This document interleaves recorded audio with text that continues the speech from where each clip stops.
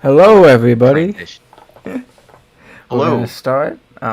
Welcome to episode 9 of A Week Ahead News Show with me, Liam, and my co-host Tommy. Hello, everybody. Thank you for joining us. I'm glad to actually be on time today as we go through this week's news. Make sure you're not turned up too much on Discord. I think you might be. Yeah, put you at 100. All right. So first, we're going to the weather. Right now, I think we got a weather thunderstorm watch until 9 p.m. Monday. You can see below us for weather for this week. It's going to be pretty rainy. Rainy today, 90 chance tomorrow. High is 61, low is 62. Wednesday 69.50. No rain Wednesday for the rest of the week. Wednesday, Thursday cloudy. Thursday high of 59, low of 45. Friday through Monday will be sunny, so that'll be nice. Sunday and next week we're getting in the higher temps. Sunday 72, next Monday 76, next Tuesday 80. Like UV index air quality is good. We kind of had all that horrible weather last week. Tommy, we're going to stocks real quick. We'll see the stocks above us for today and how they did. Yeah, so just a quick recap of the stocks, how they did last week. We got the Dow at 1,145.69, so 2.85%. We got the Nasdaq at 586.80, so up 3.37%. S&P 500, 157.45, 2.85%. So stocks are looking good. Yep, today they went down a little bit, but if they have, a day it's a little bit higher, it'll go up. It was only like less than percents for all of these. Yeah. Now we'll go into a funny topic, which I chose for this week, which was Donald Trump and the White House posting the AI Pope photo of Trump after Pope passed, and after the recent Pope passed, and Trump said he could be Pope before in the past. I just kind of think that's a little bit, I don't want to say too soon, but, just ill-tasteful, and I don't know. He loves posting AI stuff, and a lot of it's just dumb. He posted one for yesterday, May 4th, for a red lightsaber, which I get as a Republican why you would do that, but that also makes you a bad guy, so that's kind of funny. And, like, before this, if Obama was posting this dumb photos, like edited memes all day, people would be roasting him. If Biden did it, he'd be roasting him, but especially after the Pope, right? Like, not even a week after he passed. So that's crazy. What's your opinion on that, Tommy? I got a couple opinions on this. My first opinion is that obviously, it's very disrespectful to Catholics throughout the world, people that are mourning the death of former Pope Francis, who did a lot of work, humanitarian work, supporting children and civilians in Gaza. I have a lot of respect for the former Pope, so obviously it's very offensive. My other opinions are kind of more off the rails. So my second opinion is just that just in general, like people sharing AI pictures of themselves is cringe. Like, I'm sorry, I can't think of anything much more cringy than someone that's saying, hey, like, here's me as the Pope. Here's me, looking different, like with an AI set of abs or something. Like to me, when I see that on Facebook, when I see that, I was gonna say Instagram. I really don't see it on Instagram. It's on Facebook where I see this, and it drives me up a wall. It drives me crazy. It's like, please, please, please get this AI slop off my feed and just calm down. So it's just crazy to me. It's just absolutely crazy to me. And obviously, this Agreed. is so much worse than, some cringe individual on Facebook sharing some AI images. Like, this is on a whole other level because A, it's the President of the United States. B, it's his official Truth Social or whatever the hell his crazy cult-like social media is called. And then it's also reshared by the official White House government page. So I guess we're just in the era of people making AI slop, and that slop getting served to us, by the President of the United States and by the official White House Twitter account, I guess. It's just ridiculous. Mm-hmm. It's just ridiculous. People just need to stop. This is offensive, Donald Trump. And then also, like, it's just cringe. So just stop with the AI slop. Everyone, just please stop with the AI slop. No one wants to see what you would look like with a pack of abs, okay? No one cares. Calm down. Go drink a cold beer. No, I agree with that one. He was doing it all during the election as well. Just posting crazy AI photos. And also, happy Cinco de Mayo, everyone. Forgot about that one. 5th of May. Our next topic will also be about Trump. Our actually first couple topics are about Trump. We're kind of a little Trump heavy this week. Um, there was something else he's stupid he did. I fought AI, but maybe I forgot. Oh yeah, The Sixth Ward one no, you're already yeah, talking yeah, but about. kind of talking about for the last 2 weeks. He ended up firing what Mike Walls, his name Yeah. is. Who's it? He wasn't Vanessa. Was he a national security advisor? Yeah, so he fired him, but he I guess it the way I kind of look at it, he's like He kind of got he he got him shuffled him another around job. Yeah, he's like head of UN as the security now, right?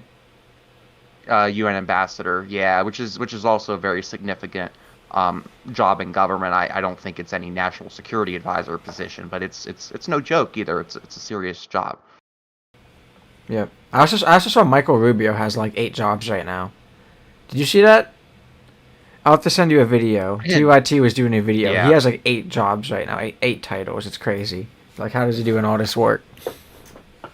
and man, if Marco Rubio wasn't such a bad guy, I would almost feel bad for him. Like I'm gonna call him Little Marco. Little Marco, you know, I just view him as like the ultimate sellout. He said he went in it, very hard against Trump during his first time he was elected president in that primary. They were calling him vicious names, Little Marco, and we're attacking each other.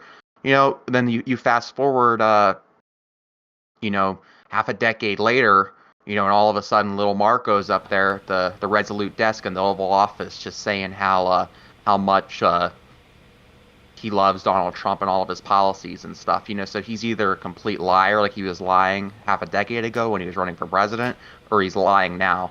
I mean, I suspect that little Marco has some some sincere beliefs on foreign affairs that differ from Donald Trump, but he knows that in order to get anywhere now in Republican politics, you have to lick the boot and kiss the ring. So Yeah, and little like I Marco think made I was his cut off there, choice. but we were talking about Marco Rubio, and I was like joking that he has like 8 titles right now. People should look it up.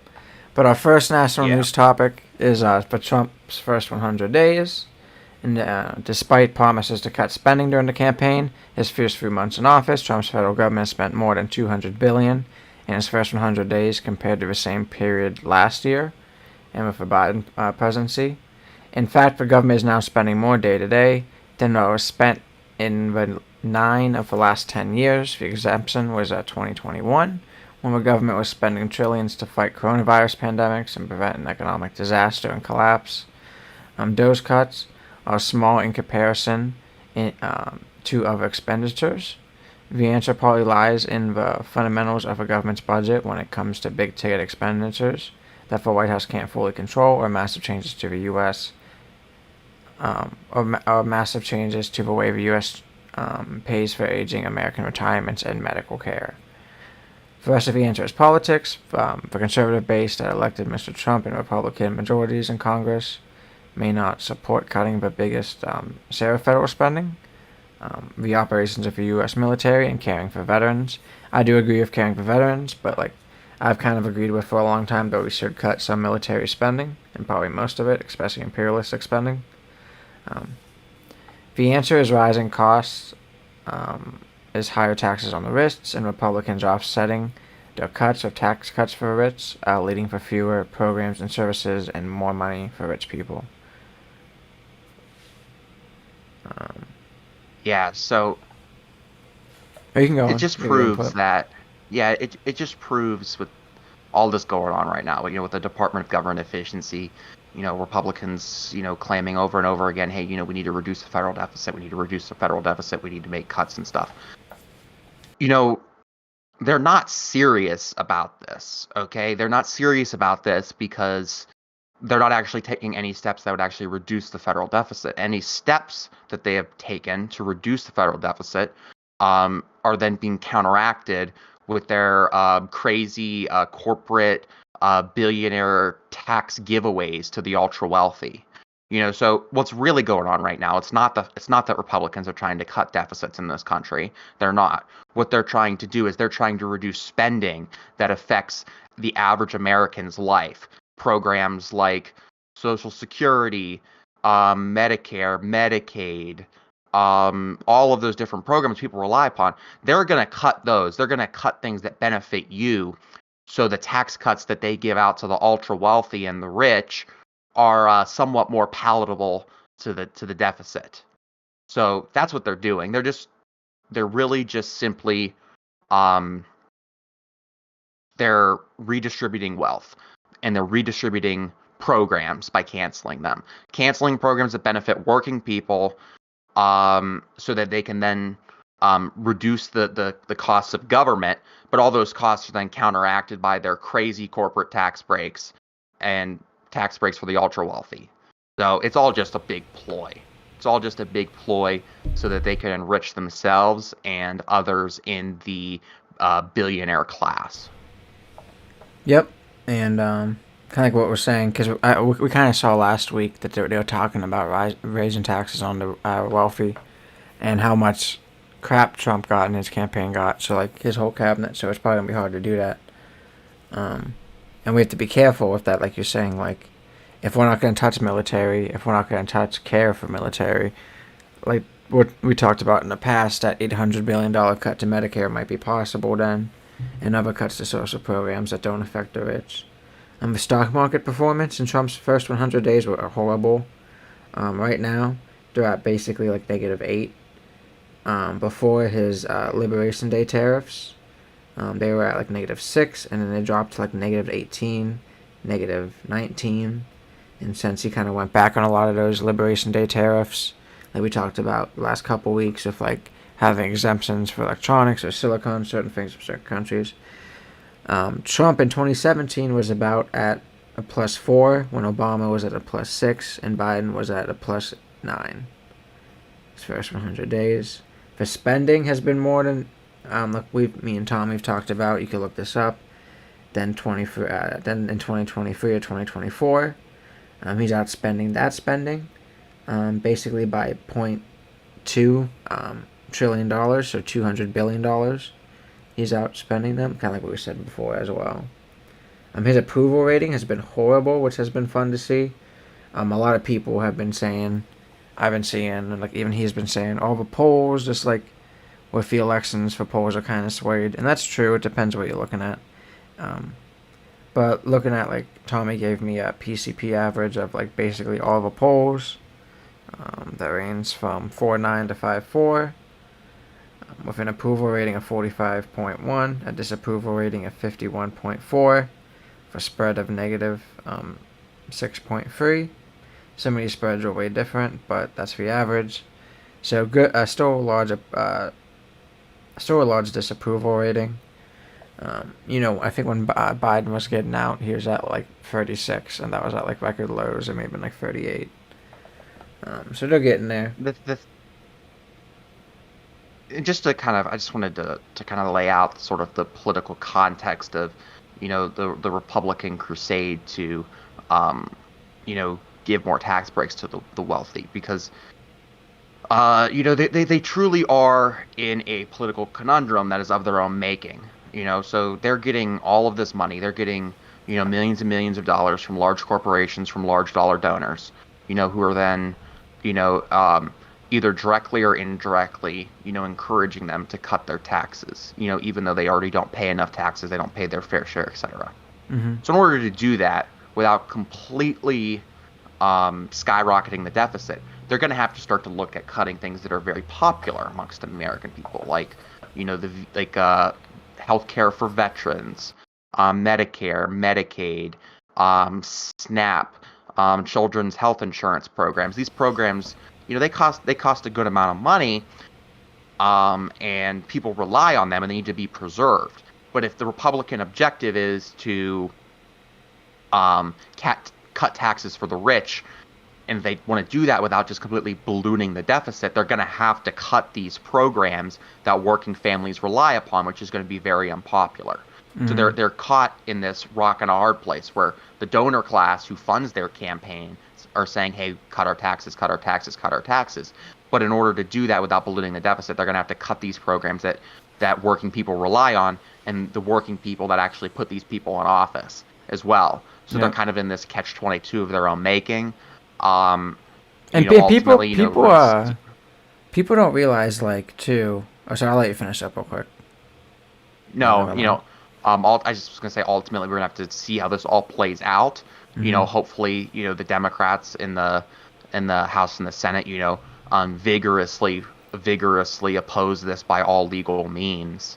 Um, but uh, this just shows in my head, the cost of you know selling your soul to oligarchs. Like, this is the cost. You're going to be put in these positions where, you cut services or you raise the deficit and cut taxes. Hmm. Um, Hopefully the services are preserved. People don't realize too, like how much we spend 7 trillion a year. If we believe Doge, and like they've been proven that it's probably way less than this, or that they've spent a lot of money to get these savings. If we saved 165 billion out of our 7 trillion, that's not much. And like No. it would take like someone was doing math like 3.25 years to balance the budget at that rate. And like it's not like linear either. You're gonna get a lot of big cuts at the start if we even believe them. Um, so like it's not gonna be fair that way. So like Doge is never like actually gonna save us money. It's kind of just been a waste.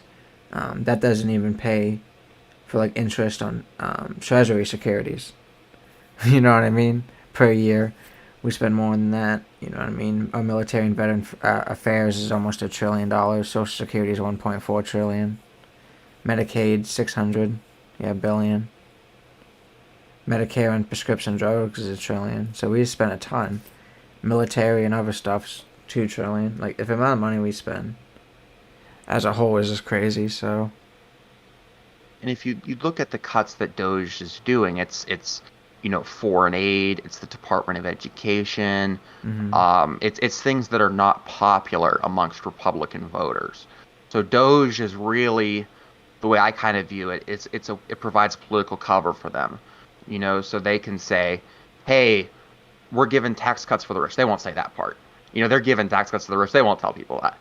But what Mm-hmm. they can say is, hey, this Department of Government Efficiency is um, cutting government. They're cutting the Department of Education. They're cutting foreign aid, things that the average Republican voter does not like. Now, those cuts are very insignificant, okay?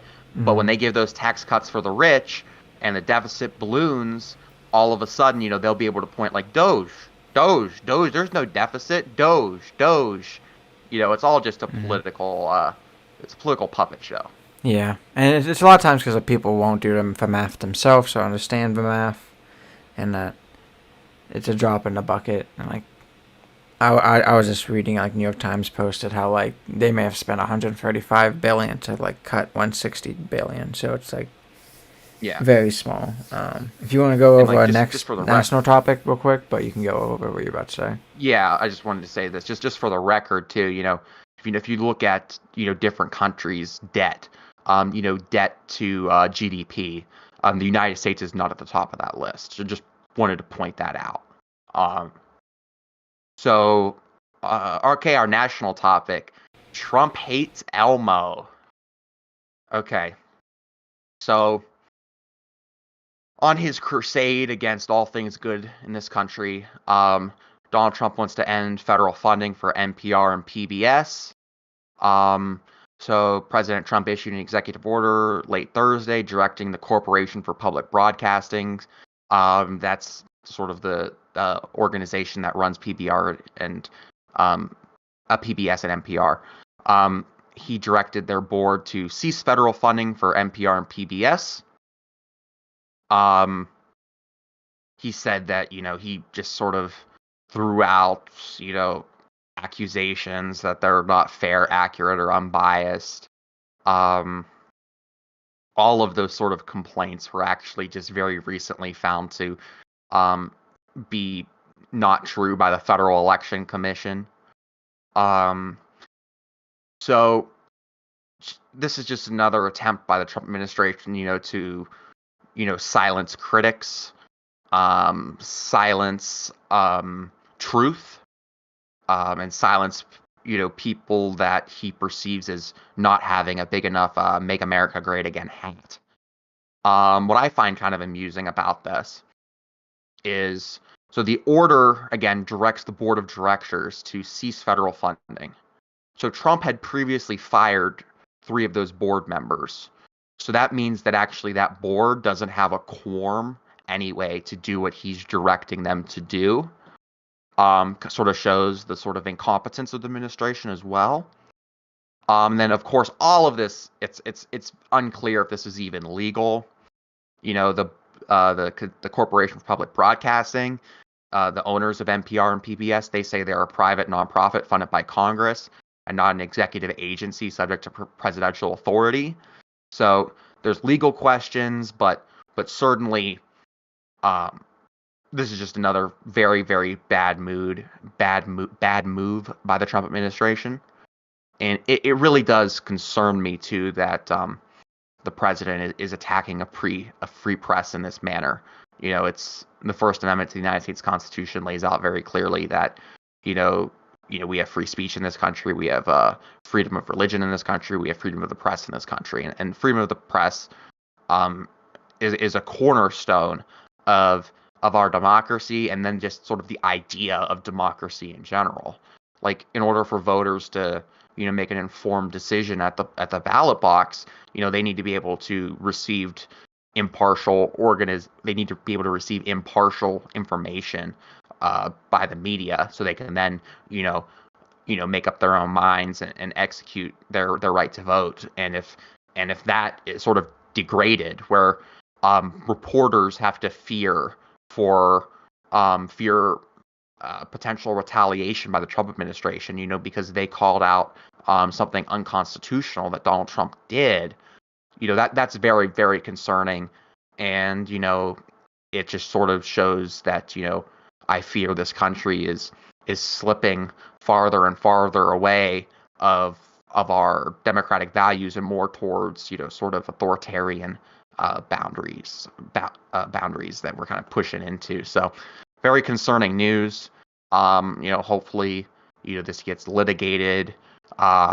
People smarter than myself, actual attorneys, can make arguments, and hopefully, this just gets resolved and NPR's funding and PBS's funding is restored.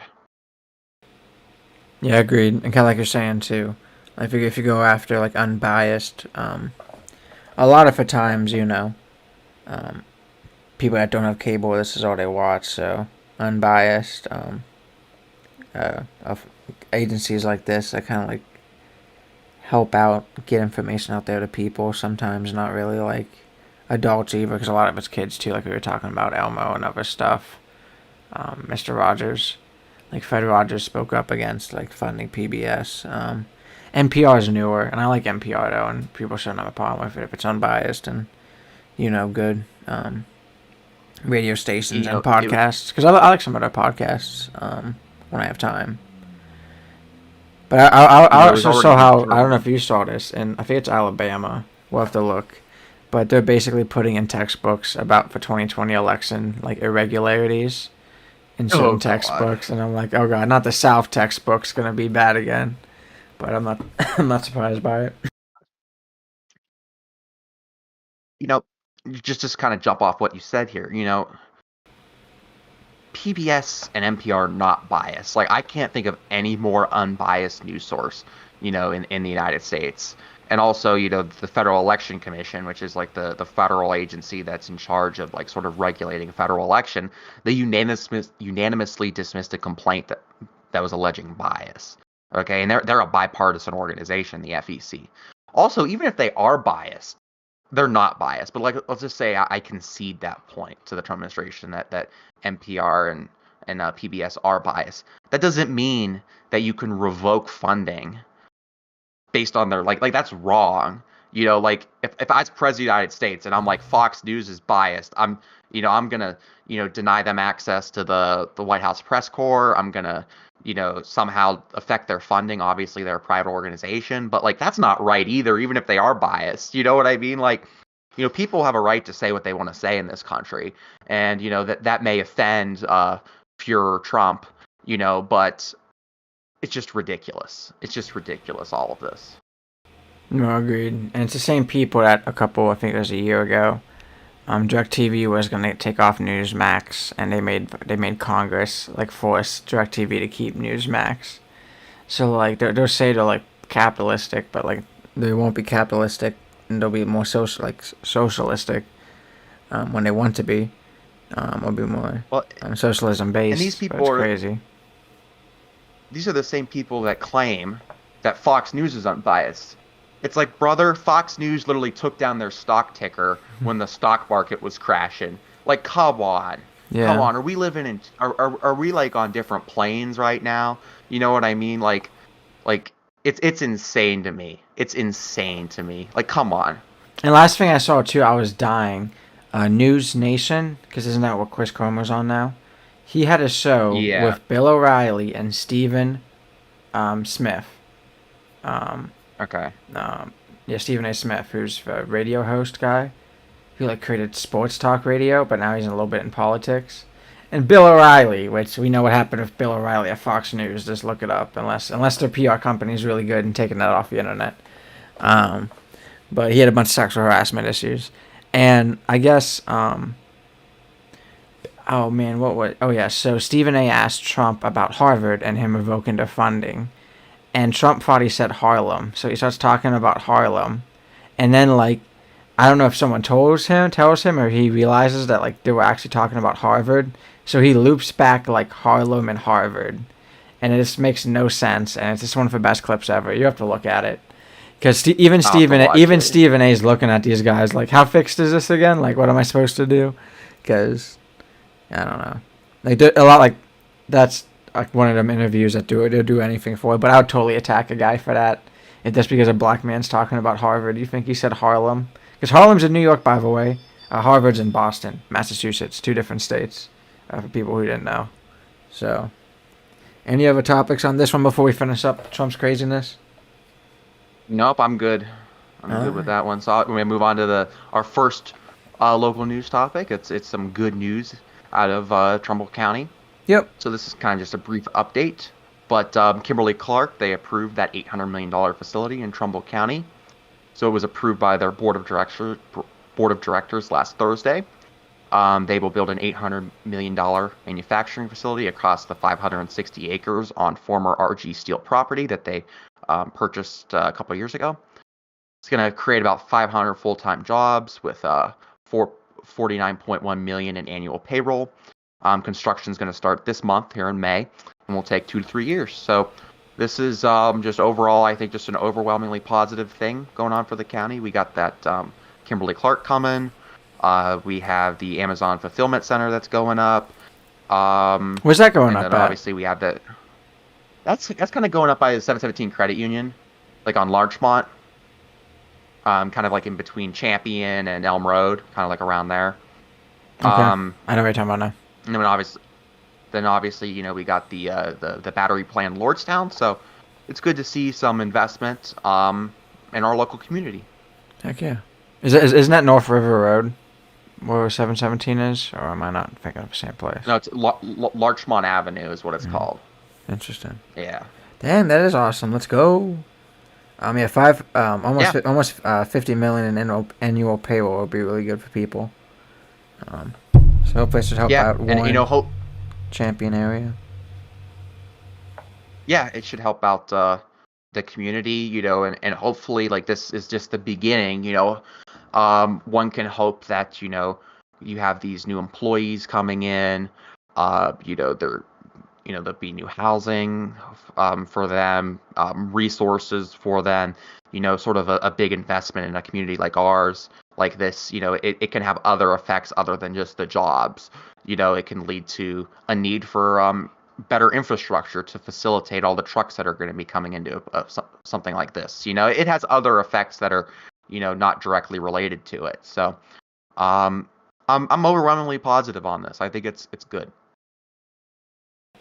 Agreed. I like sugar paper and paper towels, so it'll be coming. It'll be cheaper, let's hope.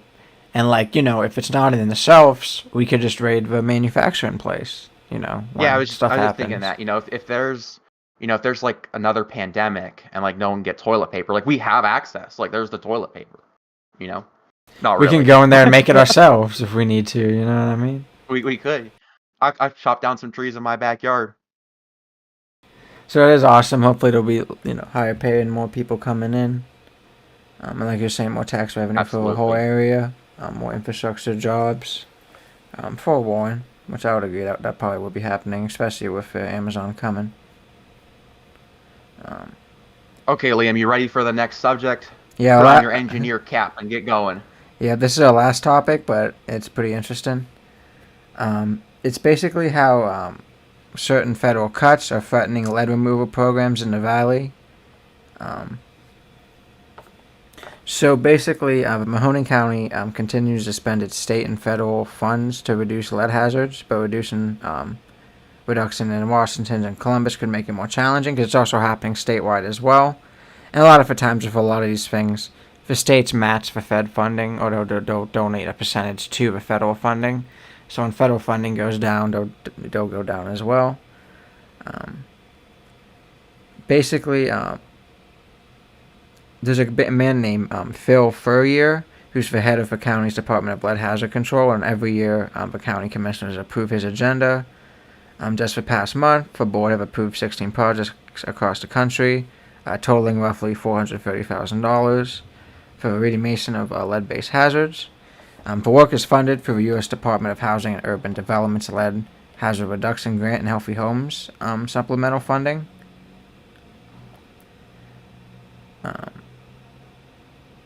And we have like he's basically saying per year saying the evidence of lead poisoning is high here.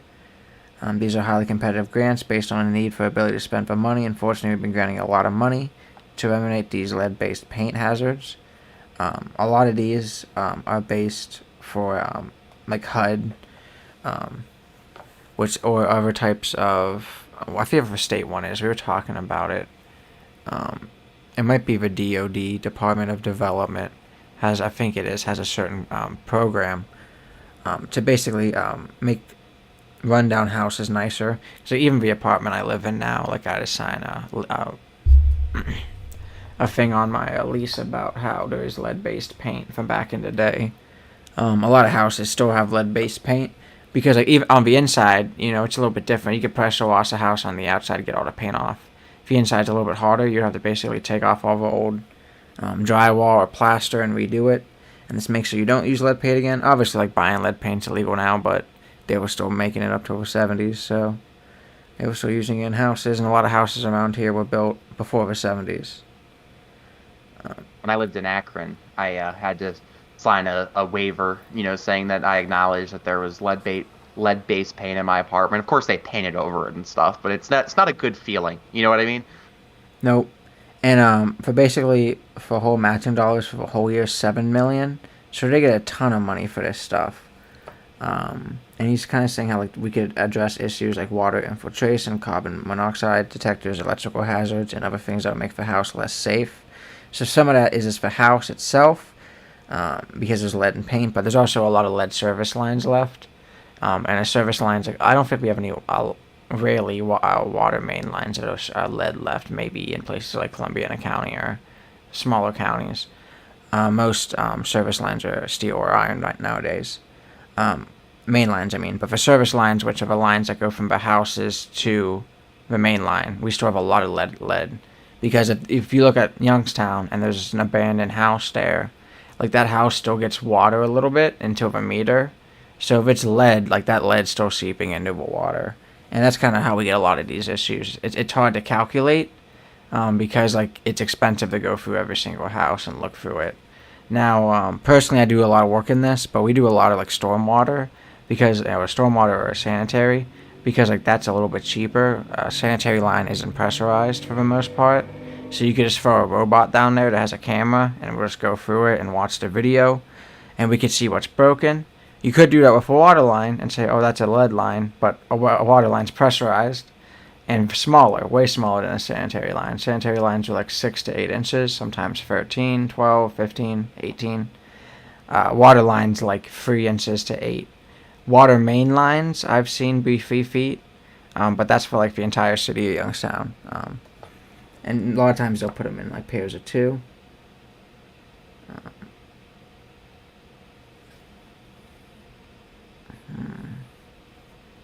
Oh, and it also talks about how there's some money for mold remediation as well. for a project that they just had, like 13,000 they just got, and some of that money would be taken away as well. And he's basically saying how like all of our contractors are licensed, bonded, and lead abatement and certified for the EPA, and the city doesn't have the capacity at this point to pay for it and like keep it coming. So we kind of he basically says they need to keep regularly getting benefits from HUD programs. Yeah, we actually pretty much have done a good job chipping away at lead. He submitted a list with a grant application for 170 projects, and so far 87 of the projects have been completed, and by the end of June it will be 100 out of 170. But we also are unclear of the future holds of the program. A lot of this money was Biden money, and just like future Congress budget changes to keep funding this. The county received its 4-year, $5.7 million award in 2022, and it'll expire at the end of 2026. And it gets $500,000 local funding.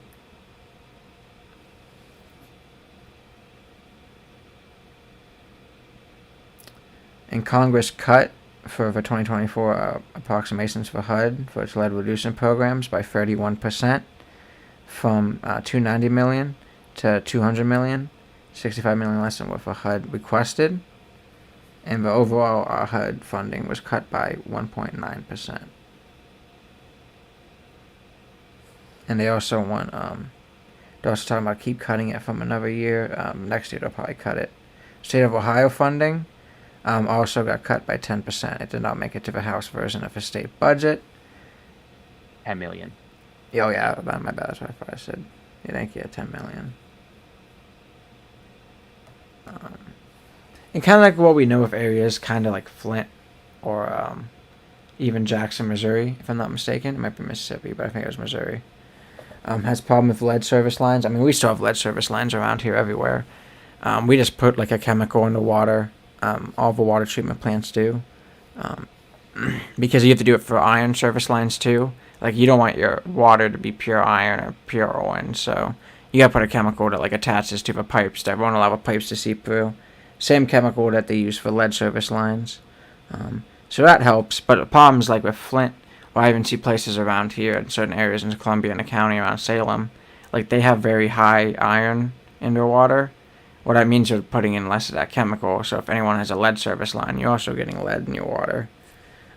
It's just like Flint has, hundreds of thousands of people. It's all about population. We still have lead service lines in Youngstown in certain areas. It's just like that chemical, and using chemistry really helps out with us. A lot of these water treatment plants spent a lot of time kind of like figuring that chemistry out, because if you could like test for water at the first line in your water station, or like your water map, so wait when your water main comes into your city, the first house and then your last house, you would always test those, and then you can figure out a good balance. Personally, like me and Tommy talks a lot about, like we're Democrats, so we kind of do agree that like we do need to fund a lot of this infrastructure. It kind of all depends on how you are. A lot of people that like have money feel like it doesn't affect them, but it does, because like even if you have money, a lot of people with money like live in subdivisions, which a lot of the times are city water or county water, and they could have lead service lines in that water system. And that's really all that matters. There could be a house 20 miles from you with a lead service line, but the water line's pressurized, and like it's not like it's always flowing. So there's going to be like times where like technically like that water could get to you, or like that lead from those pipes could get to you. So we need to be smart about that. A lot of my bosses, and like it is true that like it's going to be impossible to replace all of the lead service lines over time, but we could definitely replace the ones that like matter the most and affect us the most. Because a lot of these areas are like different, you know what I mean? Like certain areas of Detroit, people aren't going to live anymore. Certain areas of Youngstown, people live way less in. So like if you just fix those areas and cut off water to the areas that you don't affect that have those lead service lines, that saves you money as well. So there's ways to go about it, and obviously if we cared about it for 20 years, it'll be gone. We did like there's a reason why not many people notice, but back in colonial eras, We had water lines that were wooden, but you would never find a wooden water line today. So like we could get rid of certain stuff. We used to use clay a lot in storm lines. You would never see that today in a new line. Sometimes you'll see it in certain older areas, but kind of lead service lines, Pittsburgh, Youngstown, and kind of like what we know with a lot of things, with like lead poisoning, VFDAs, EPAs have done a lot of research, CDCs, that it's bad for us. There's a reason why we made it illegal back in the day. We got lead out of gasoline, and people thought that was impossible. But we put our minds to it and put a lot of money into it, and we got lead out of gasoline. So we could do it with other things as well, I personally believe. How you feel about this topic, Tommy? No, to me, this is just another example of what I was talking about earlier, which is they're going to cut services and programs that affect you, so they can cut taxes for their wealthy donors. That's what the Republicans are going to do. And to me, with all these stories, it all just comes back to that to me. In the state of Ohio here, so I'm going to focus on Ohio for a minute. So, $10 million in state of Ohio funding did not make it into the House version of the state budget to, reduce, lead pipes and just lead in general in people's homes, etc. So, that's too expensive, that $10 million. But, just a couple of years ago, we bailed out First Energy through a corrupt scheme, to subsidize their nuclear power plants and, subsidize other coal fire plants, some of which were not even in Ohio, by the way. But we can't afford $10 million in funding to get rid of lead in the state of Ohio. It's just ridiculous. And it just shows that these Republicans at the state and the federal level have this like this overarching desire to please corporations and to please large dollar donors, billionaires, oligarchs, and they'll do it at any cost. They'll leave the lead in the pipes. They'll leave the lead in the paint. They'll do anything. They'll do anything to serve their donors and to serve the corporations, because that's who they bear true allegiance and loyalty to. Obviously, it needs to be a high priority. It needs to be a high priority for the government, the state, federal, and local governments to remove this lead infrastructure, because it affects people's lives. It affects people's brain development, etc. I'm not a doctor, but I know this ain't good for you. I know that. And I just want to obviously applaud the Biden administration, for taking steps to do that. He seemed to be able to get these programs started. Mahoning County, City of Youngstown was taking good advantage of it. Mm-hmm. It wouldn't surprise me if there were communities here in Trumbull that were taking advantage of it. Yeah, I know. Town, there's like here in Girard, I'm pretty sure that feeder they were redoing. They got money to get the asbestos out from that. Yeah. Of that place. But, Republicans are in charge. Donald Trump's in charge, and it just all reverts back to, same old, same old. We're going to cut programs for you so we can afford to give to the rich. And if your kid has lead poisoning, that's on you, brother. And by the way, we don't have free healthcare in this country, so good luck with that medical debt. But First Energy and Jeff Bezos and Elon Musk, they're not going to have to pay any taxes this year. Yeah. Cool. And like in this article, thanks, friends. What is this? A state rep, Lauren McNally, Democrat from Youngstown. She was saying it would cost $36 million to replace all of the lead lines in Youngstown, or basically make it lead free. Like what you're saying, compared to $1 trillion, or even other spending. That's low key nothing. That's one government contract for trash cans on B-32s. You know what I mean? Or F-18 augmented reality, headsets or whatever. That's probably one of them. Like how much one? I'm pretty sure one F-35 costs less than that. It's like $1 billion. So I mean, we really need to think about stuff here. And she talks about something that's true too. It's kind of like what the Republicans have been doing, and just attacking public education. Funding to end child hunger was cut. There's no money in budget for lead hazard programs. Now we're talking about Trump with NPR and PBS. But one thing is that, like, yes, it does.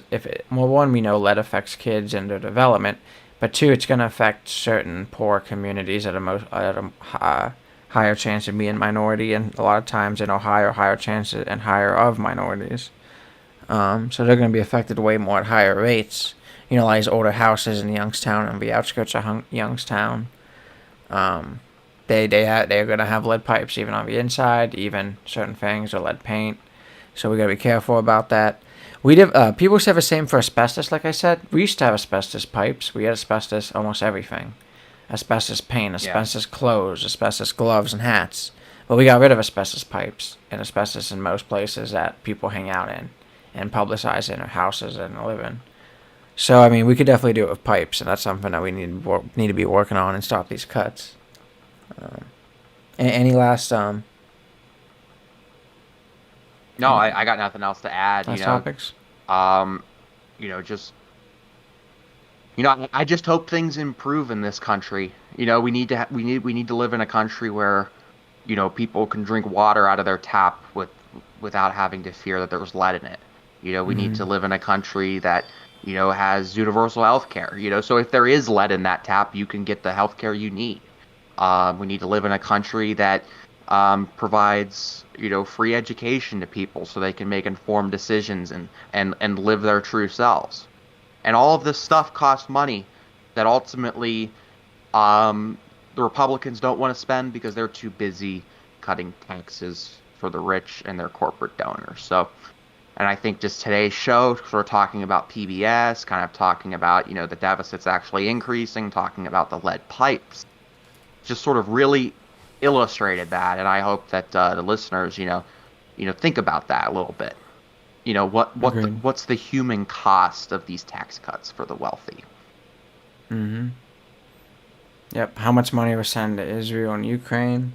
We could just cut a little bit of that out and give it to us. But the problem is, like me and Tommy know, it's for MIC. For Israel. Oh, I know. I'm not saying stop giving money to all Ukraine, but I mean, even imagine like $2 billion. Yeah. Cut out 10. But the problem is, like, it's military contractors helping them bad boys out, making all that money. They're getting kickbacks. So, but that's how it is. And like Tommy's saying, we just gotta be smart about how we put these taxes, how we vote, what really helps us out. Even everyone, like I said, even rich people, this affects them. They might not think about it, but it definitely does. Or if they're drinking bottled water, most bottled water is tap water from wherever they're coming from. So it's a lot of times why they'll be drinking them $10 bottled waters and crazy expensive stuff. So that Fiji water. Yep, I like Fiji water. I like Fiji water though, but I get it. It is oligarchy. I can't have it every day. That's some expensive crap, but. So I hope everyone enjoyed the show. A little bit shorter today. We actually made it under an hour, so I'm happy about that. We'll be having our Healthy Life show at 7 on Thursday. Actually, I lied. This Thursday I have a concert, so we won't be having any shows. We'll probably have to be moving a sports show to Wednesday or Friday. I'll be talking with Hunter. But I have a concert this Thursday. We'll have our show here in a week. So please stay tuned to our Facebook. If you like the show, drop a like. Make sure you subscribe. Drop a comment. If you enjoyed as well, any insight, tips, your input, your feedback. It's a gift, like I said before. I hope everyone has a great night. Frosty night, even though we're getting a little bit warmer here in Ohio. Getting a little thundery. Have a great start to your week, guys. Thank you, everybody, for listening. Have a good night. Nope. Thank you, everyone, for listening. Have a good night. Yeah. Bye, everyone. Back on Monday. Bye. Mm-hmm.